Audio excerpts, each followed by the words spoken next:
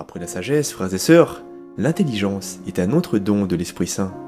Mais encore une fois, tout comme la sagesse, il ne s'agit pas de l'intelligence humaine, ni de la capacité intellectuelle dont nous sommes plus ou moins dotés.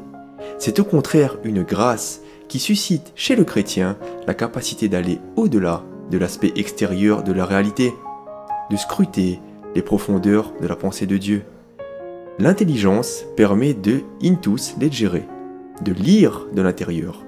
Autrement dit, de comprendre les choses comme Dieu les comprend, avec l'intelligence de Dieu. Parce qu'on peut comprendre une situation avec l'intelligence humaine, avec prudence et prévoyance, et c'est une bonne chose. Mais comprendre une situation en profondeur comme Dieu la comprend, c'est ça l'effet de ce don que Jésus a voulu pour nous. Ce beau cadeau que le Seigneur nous a fait à toutes et à tous. Il est clair alors que le don de l'intelligence est étroitement lié à la foi. Quand l'Esprit Saint habite notre cœur, il nous fait grandir jour après jour dans la compréhension de ce que le Seigneur dit et accomplit. Nous trouvons dans l'évangile de Luc un épisode qui exprime très bien la profondeur et la force de ce don.